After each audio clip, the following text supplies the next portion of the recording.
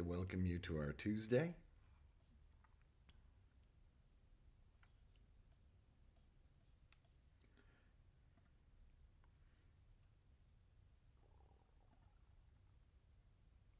There we go.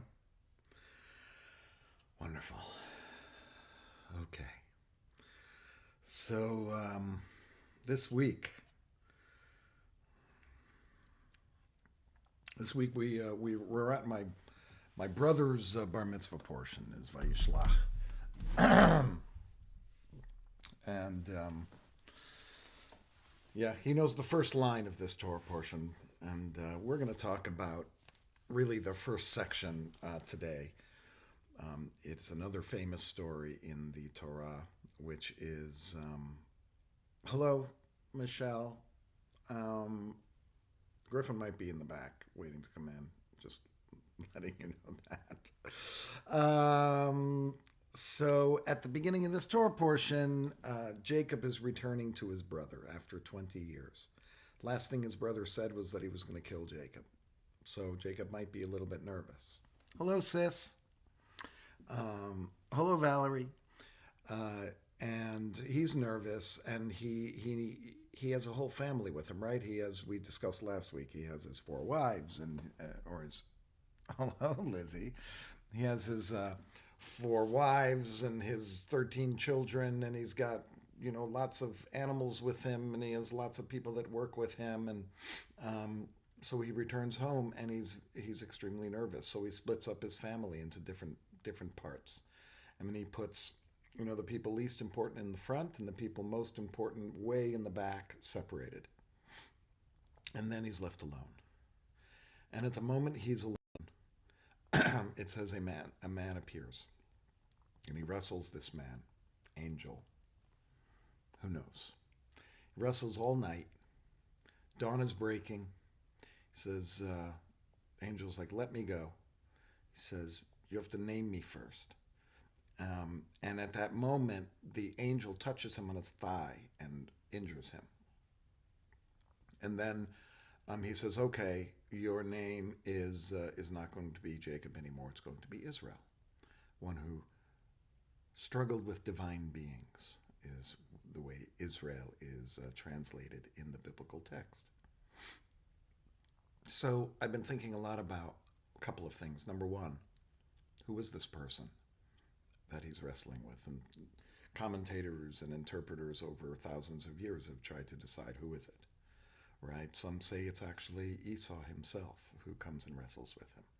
Others say it's an angel sent from God. Others say it's just some random guy, and still others say that it's Jacob himself and that he wrestles with himself.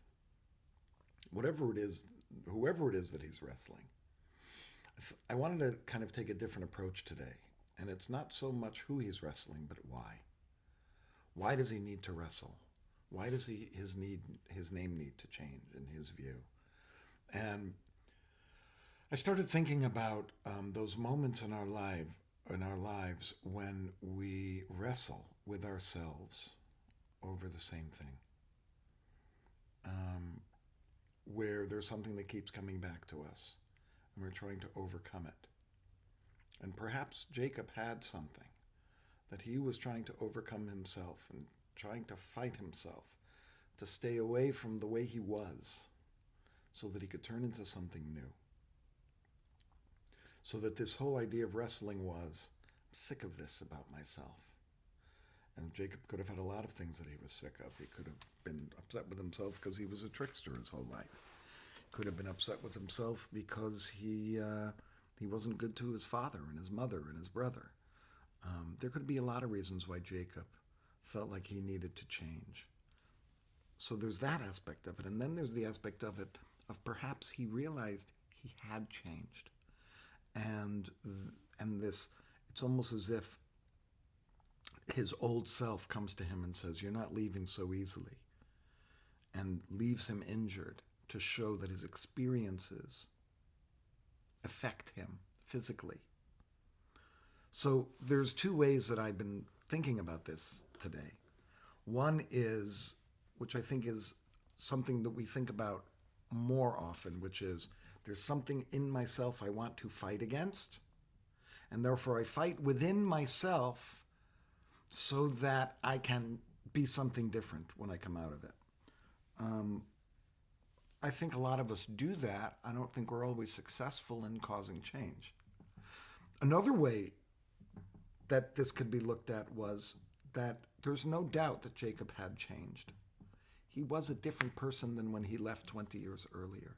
And you think about who you were 20 years ago. I mean, the older you get, you may not think you're that much different, but think about when you're 40 and you look back to your 20-year-old self, or 38 and you look to your 18-year-old self. There's really a huge difference between those two things. Many people, not everybody, many people have had children and gotten married or had significant relationships and kind of understand what it's like to be in the world. And then when you go back home, you're different than when you were there. So maybe what he was fighting was, now that I'm talking through it, this is who I am now after living this life. I'm coming back to my home, and this person waiting for me at home is my old self. It's my heel self, my Jacob, which means heel. It's the bad part of me that I want to get rid of, that spurred from this place. And so I wrestle with myself. I take the new me, and it wrestles with the old me. And it physically affects me and causes a limp to show that maybe I'm a different person now than I was before. Think about things differently. I'm not the same guy that stole your birthright and your blessing. And indeed, when he does meet with Esau, it's possible that Esau does recollect that, but that is for tomorrow. So I think today, in these first couple of minutes, when we enter into our thoughts, enter into our breathing, when our thoughts will be in there, is two things. One, is there something that you're always fighting against inside of yourself? Is there something that it's a battle for you to change, and you need the battle in order to change? And you need to fight against yourself in order to be someone new? Or is it that you realize you have changed and you are different, and that person that was keeps on trying to, pull you back into who you were instead of who you've evolved into being? And that is a struggle. And that struggle is what Jacob's dealing with. It could be either one of those, but I thought you could choose one of those two ideas, which are similar yet I think different. One of them, I think, is you're still fighting against yourself. The other one, you've already changed and you're fighting against your old self. One of them's a little more, I'm still fighting. And the other one is, I've resolved who I am, but I have to get rid of who I was in order to truly be who I am. So with that, let's move to our quiet time. Just want to remind people that all we're doing here is breathing. We're concentrating on our breath going in and out of our bodies, and we're trying to find some kind of stillness. We move around so much in the day. We have so many ideas going through our heads. We're accomplishing things. We're doing things. Now's the time to just be. Just let yourself breathe. Concentrate on that breath. And take yourself to a place of quiet and to a place of stillness. Okay.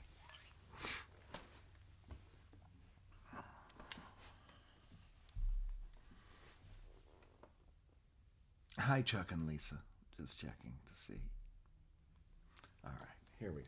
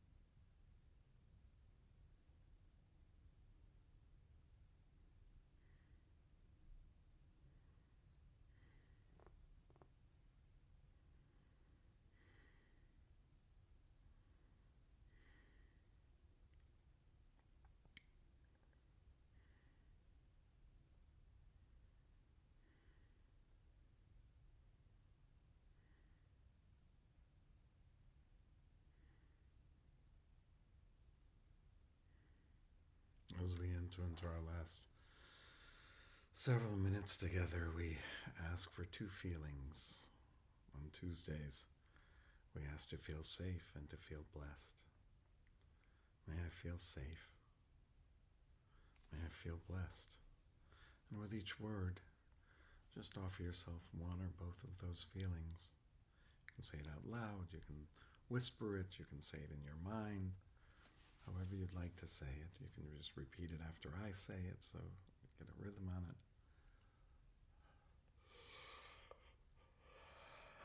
May I feel safe. May I feel blessed. May I feel safe. May I feel blessed. May I feel safe. May I feel blessed.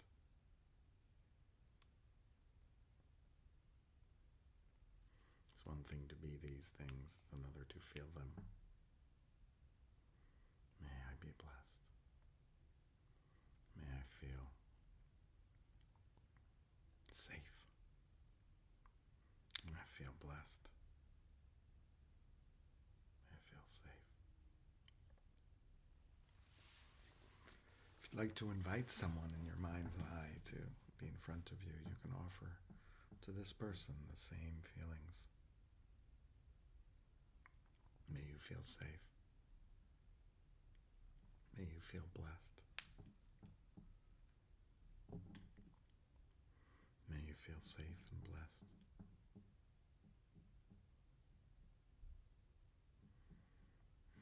May you feel blessed. And may you feel safe.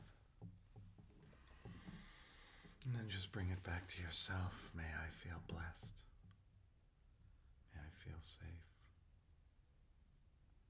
May I feel safe. May I feel blessed.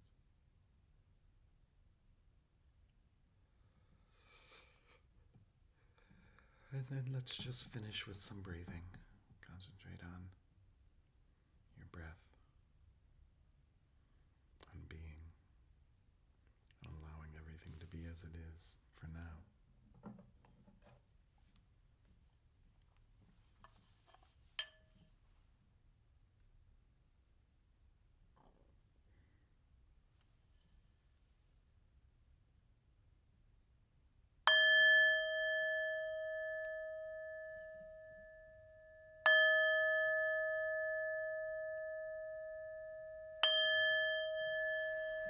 Thank you so much for joining me today. I hope that you were able to find peace and stillness. May you feel safe, and may you feel blessed. And we'll see you tomorrow.